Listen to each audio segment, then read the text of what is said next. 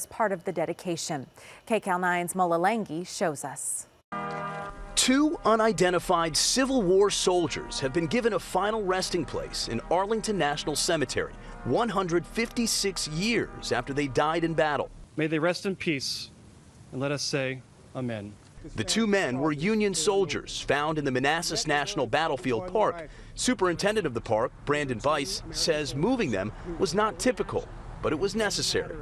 In this case, we made a conscious decision to excavate, to exhume the remains because they were very shallow.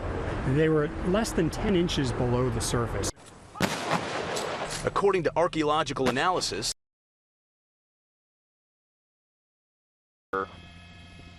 you know, it's just, oh, okay, so I think, well, it looks like he was, you know, he's kind of, it's kind of deceptive. It almost looks like he like burrowed into the tree, but he's just actually through the, you know, the base of the tree, the bare underneath all the fronds. And, you know, I've never covered a story like this before. I know tree trimming, you know, is an incredibly dangerous job, no doubt about it. You know, I mean, how many of these huge palm trees do we have in Southern California? Many, many thousands of palm trees, kind of, you know, one of the iconic, probably, you know, the most iconic tree in Southern California, I would say. And they grow really fast, too. It's actually really remarkable how quickly palm trees can grow. Yeah, some people even consider them a pest to some degree just because they require a lot of water, they grow really fast, and they don't really provide any shade. There's actually been concerted efforts in large swaths of LA County to remove a lot of palm trees, especially, you know, if they don't contribute kind of to the aesthetics of a neighborhood. But, you know, and that's what this poor guy was doing. He's just up here trying to earn a living. This is really not a good sign, folks. See what LA County Fire is going to do here. They're going to get him up on a stretcher, but, you know, I don't know if they may have already been attempting. This is just conjecture, but I'm guessing, you know, they've already probably tried, you know, to resuscitate this guy. And you can see little flickers of wind here as well. So, you know, he was right here, and, you know, probably had one of those, yeah, it is kind of windy, and he had probably one of those really tall trimmer things up there, just, you know, plugging away at all these dead fronds. And how many of us on windy days, too, you know, I mean, we kind of underestimate. These things have some weight to them, and when they come down, you know, I think we've all seen damaged cars, broken windshields. You know, they dent cars on really windy days. When we have Santa Ana wind days, you know, the day after, you've got a lot of neighborhoods just littered with palm fronds. So it's, you know, not to exaggerate, but you really could see that how dangerous these things could be, and you don't really think of it. So.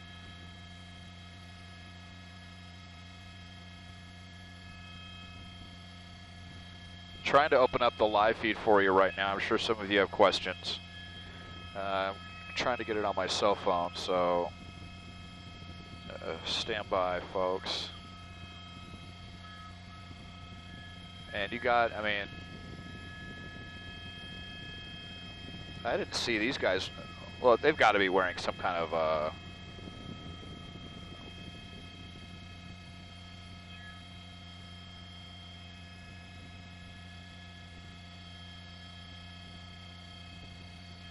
copy that. I will close Freak 6. Go ahead with a Freak 5 check. I've got you on Freak 5. Thanks, TFC. Okay. I now have the Facebook. It'll be Pat and Jeff at the top of the hour. Copy that. It sounds like we'll be doing a hit on CBS 2 here at 5 o'clock. Yeah, of course. Here come the... Here they come, Brennan. The Where's Stu? Where's Stu? Yeah, I know. You know, I thought Stu was pretty public about it last week when he announced that he was retiring from the business and was never going to come. Just kidding. Stu's on vacation. He'll be back next week. You've got the backup quarterback in the meantime. It's okay. Even some folks on the station were confused yesterday. But back to the serious situation here in Hacienda Heights. Let's zoom out here. This is right off of the 60 freeway, just to give you some perspective. The 60 in between 7th and Hacienda Boulevard, just south of the freeway. This is the 15,000 block of Garrow Street, where you know, we certainly hope that this guy is just unconscious, but boy, not looking good. I don't want to zoom in too much and offend everyone's sensibilities here, but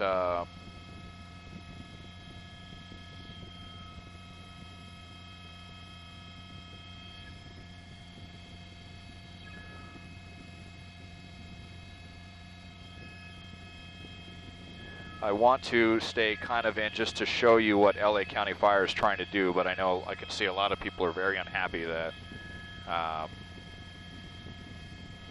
yeah, hi there, Micah.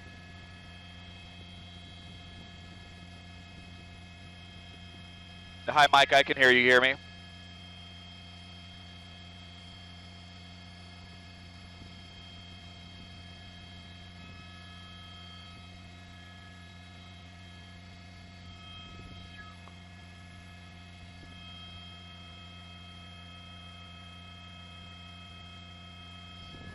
Hey there, Robin. Hello, hello. Thanks for listening. John, thank you for the compliments there. You know, I know. Stu has a massive fan base. He's, you know, he's a viral phenomenon. What can I say?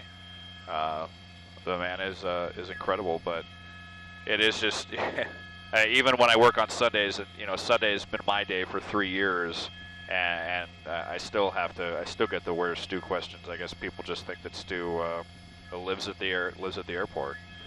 So, anyway, I'll try to ignore all of that chatter and focus on this poor guy, as LA County Fire looks like they're trying to kind of get some of the fronds out of the way, and you know, he's going to be buckled to the tree as well. So this is dangerous for LA County Fire as well, and you know, I'm sure they're buckled to this big hoist here as well, and then they're going to have to get him out of here. But I was thinking, you can see the pile of fronds.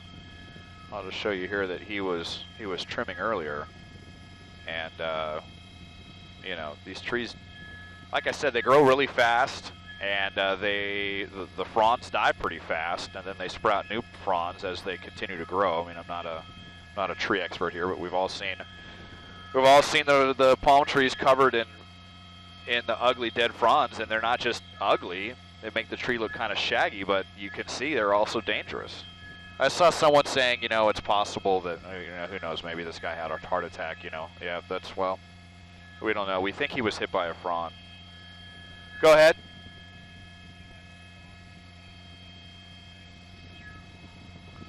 Yeah.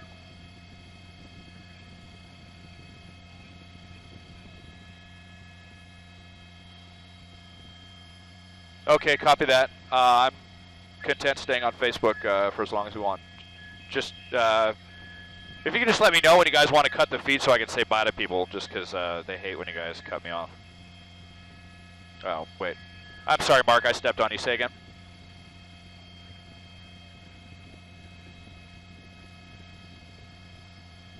Okay, copy that. I was just conferring with the assignment desk here. We're going to continue with the Facebook Live operation.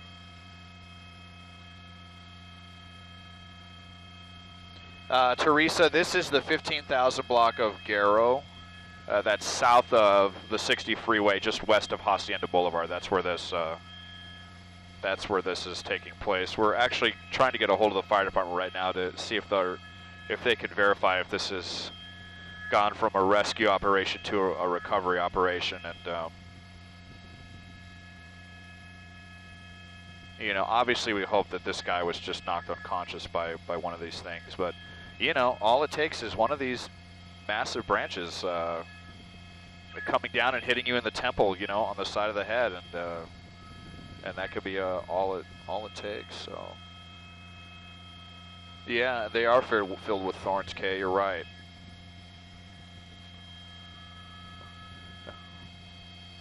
What was that about suffocation, TOC? Yeah.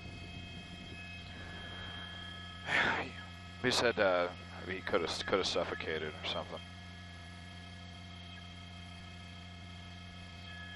Really dangerous work, you know, and I think a lot of people kind of take this stuff for granted, but you know, what more can we say? I don't want to sound, you know, super anti-palm tree, but like I was saying, not so much for this reason, but more for reasons of water consumption and relative to lack of shade. You know, a lot of communities have started ripping out some of these palm trees. Of course, these are not even native to Southern California, even though they're a Southern California icon. I believe they actually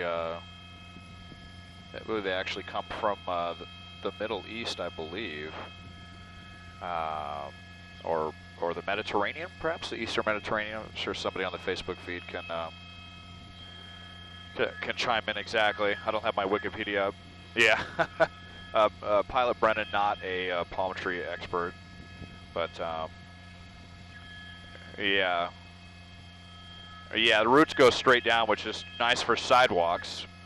You know, they don't rip apart sidewalks or anything, but it's remarkable how fast they grow. I had when I lived in Granada Hills, had one in the backyard. I mean, it started off only like 2 feet tall, and within 5 years it was twice as tall as I was. Stand by, everyone. It's not clear if we're going to do a live hit on CBS now that we suspect that this is a recovery operation. They're not as willing to take the live shot on this. But first time I've ever covered anything like this. It's always been, honestly, it's always been a fear of mine. You know, I'm out there walking my dog a lot. You know, we got palm trees everywhere, and you know, it's always kind of in the back of my mind on a windy day, these palm fronds, because I've never heard of someone being killed by one, but I've certainly heard of people being injured and people's cars being damaged. You know, dents on the huge dents on the hood, shattered windshields. So, oh hey, Heather tuning in. Thank you, Heather. Wife of my colleague at KNX, Scott Burke, fellow traffic reporter.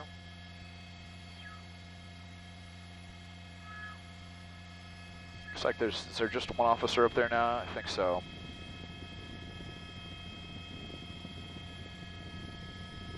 So they're going to have to unhook his voice to get him on.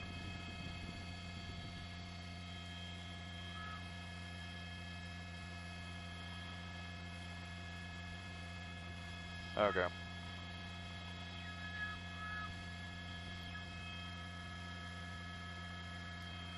Laurel says, had a friend who once got chopped in the forehead by a falling palm frond.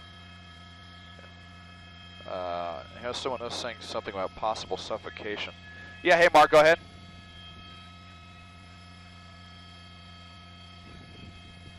Wow, okay.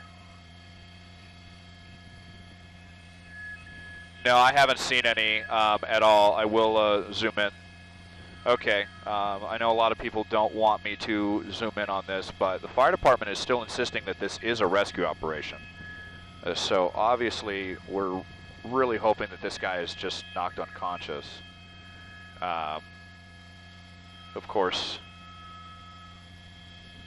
yeah, I think he's just moving with a firefighter. Of course, you know, the fire department is not necessarily going to give us, you know, all the information. They're obviously, this is their complete concern right now. It looks like they got something there to maybe, yeah, a neck support. It looks like they're putting around him right now. And we are zoomed in because this is still believed to be a rescue operation. And If he was cutting a tree, he could have been injured by whatever he was trimming it with, or got hanged, someone was saying. Yeah, you know, there's a lot of possibilities with this. Or he could have even had a medical emergency, someone else was saying. So it's all conjecture right now. I know we're all very curious how this happened. But you see how easily those dead fronds are dislodged as well. And I'll just go down here and show you just, look at, this is all from one tree. I mean, look at all of the debris. It's incredible. And you know, a lot of tree owners, you know, let this go for a long time because it's obviously not cheap to do this. You know, most people can't afford to have their, you know, trees trimmed every, you know, I don't even know, 6 months to a year, maybe, is probably what's necessary to avoid a buildup like this. But you know, it's not cheap. So.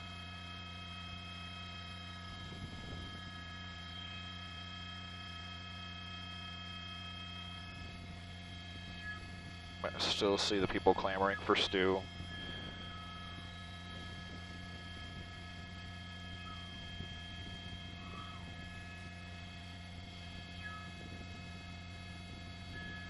Officers discussing how exactly they're going to do this. I don't think it's very often that they...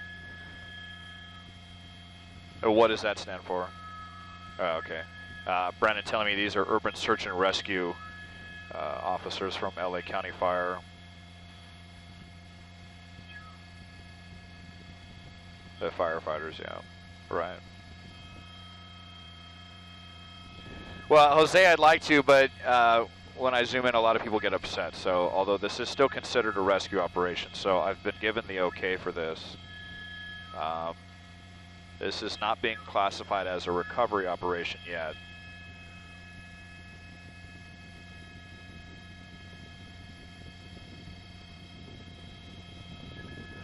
I guess people are going to be upset either way. If I'm zoomed out, I'm not showing them anything. If I'm zoomed in, I'm showing them too much. So,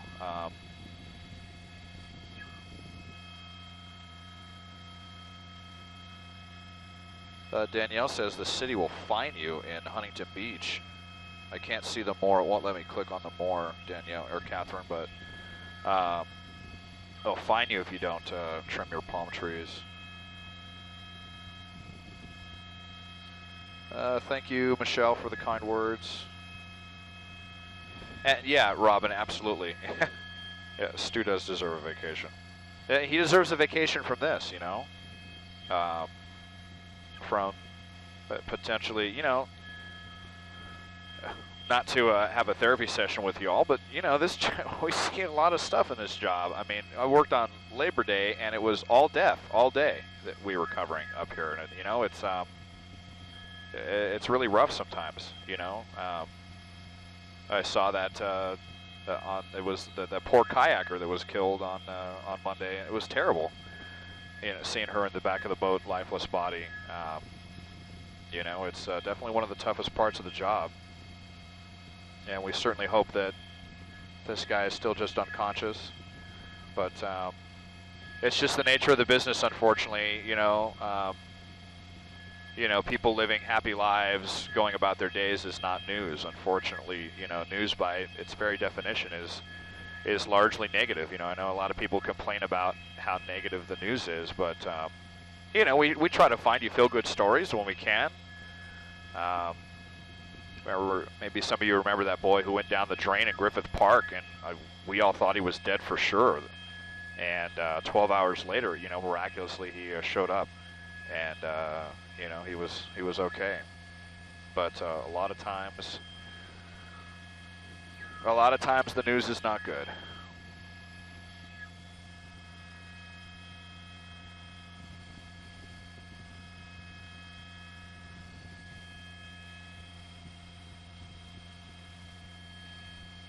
Oh, Karen, thank you for that.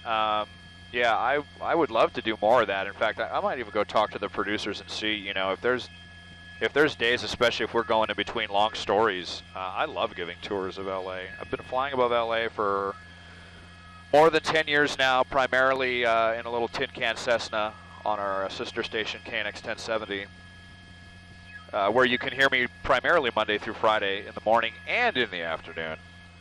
That's how much I care about traffic for you all. But, you know, I've been flying around for a long time, and I'm Southern California native. I know Southern California very well. And so when the opportunity presents, I certainly enjoy giving you you all a tour of our wonderful city. Can I still say Brent? I'm not sure. Let me, I think this is okay. I'd like to, yeah, I'd like to avoid showing his face, but yeah, yeah, the shadows are a little, we're gonna move back around here. Of course, we're not the only ones up here right now, and if you are so disappointed that Stu is gone and you want to go watch one of the other reporters, by all means. I have a feeling he'll be back in 5 minutes, though. The rescue operation continues here in Hacienda Heights, the 15,000 block of Garrow, to try to get this poor unconscious man out of a tree. Urban Search and Rescue, LA County firefighters up here with an incredibly delicate operation. Never seen one like this. Well, Jennifer, he is, he's going to be, you know, I'm sure he has a belt around the tree right now, and I'm sure that's kind of the hang-up is, you know, not only is he attached to the tree, but, you know, we're talking 40 feet up in the air, and they have to be really delicate with this guy, because obviously concern of severe head injury or, yeah, Oh, really? Well, I got to talk to him about that because this thing cuts in and out sometimes. I actually need to talk to Brandon on the ground about that. Oh, really? Okay. Yeah, it was a power cable issue. Okay. Sorry. Brandon and I were just talking about some technical stuff up here, but yeah, this is really about as delicate as you get because you're 40 feet up, and yeah, I think you can still see that the guy is attached to the tree. And obviously they have to be as delicate as possible if the thought is that he sustained a neck injury or a head injury. You know, I'm sure we've all seen football games where there's a head injury and you see how delicate they are, just moving them even, but you know, even an inch or two. So.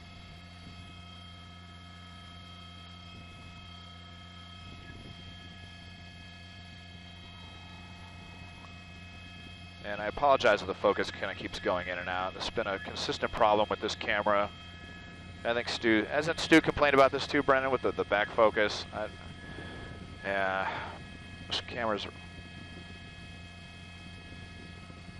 okay.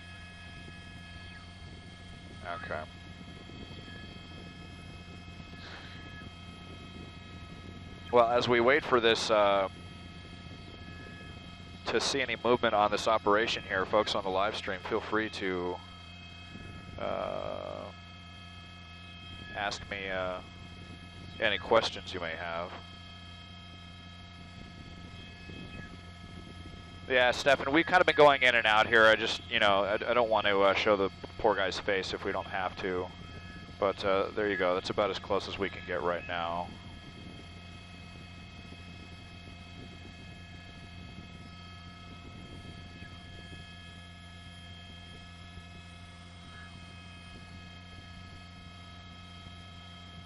Yeah, Danielle, I know it.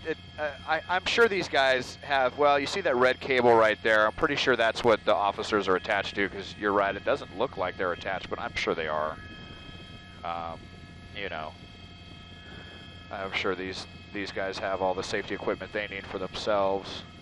Now it's just a matter of getting this poor guy down.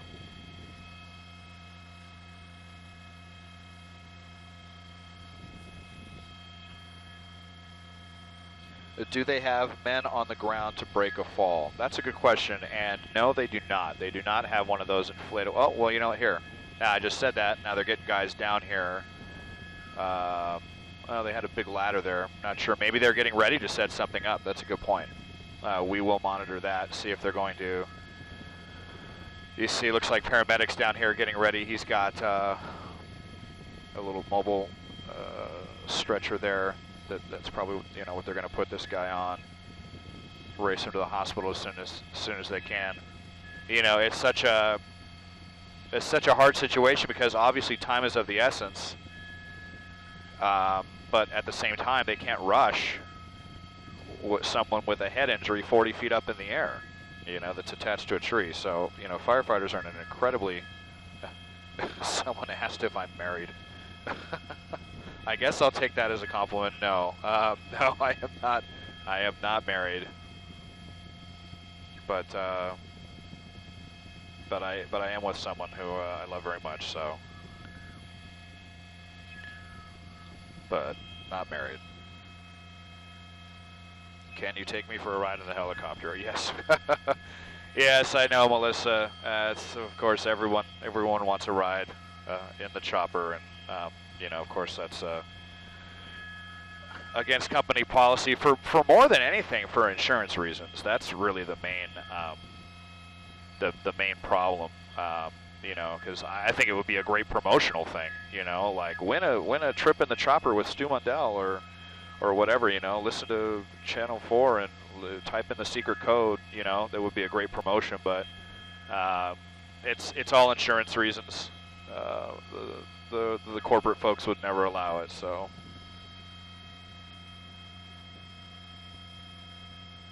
Do I have any kids? No, no kids, but a very, very spoiled dog, who you can see pictures of on my Twitter at RoadSageLA. I try to tweet as much as I can. Yeah, this is kind of, I'm going to go a little wide now. This is very kind of surreal to see right now, really, even with all the things that we see on this job. Again, LA County Fire still telling us this is a rescue operation, that this is not a recovery operation, but, you know, we sure wish we would see some signs of life from this poor guy.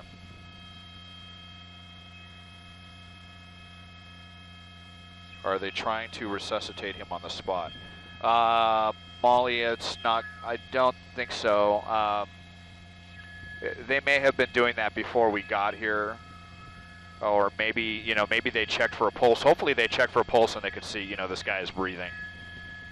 His heart's beating, you know, so let's just try to get him out of here as soon as possible. It's not clear at this point. Obviously a lot is not clear.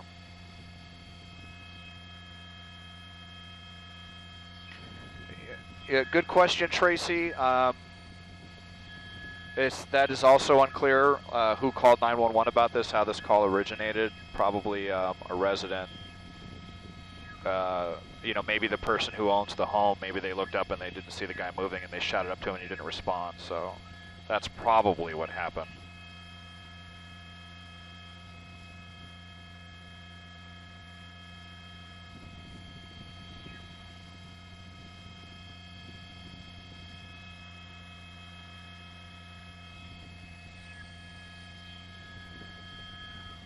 Now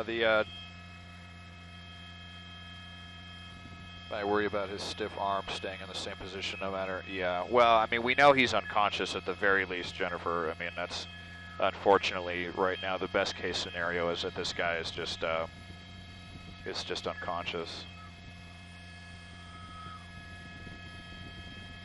Yeah,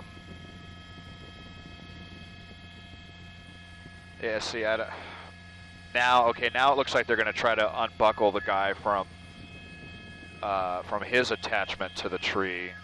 They probably have him attached to a belt on the actual ladder, and now that they've attached him to that, they can remove him from his buckle on the tree. But looks like a kind of a complicated foist, or kind of not a foist. What am I saying?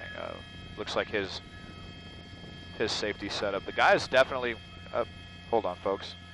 Go ahead, Mark.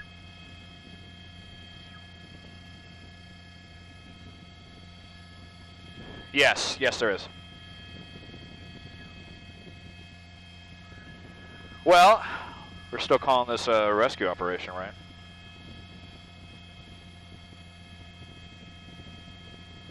Yeah.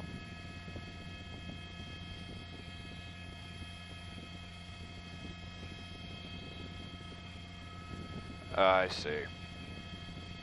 I see. Well, yeah.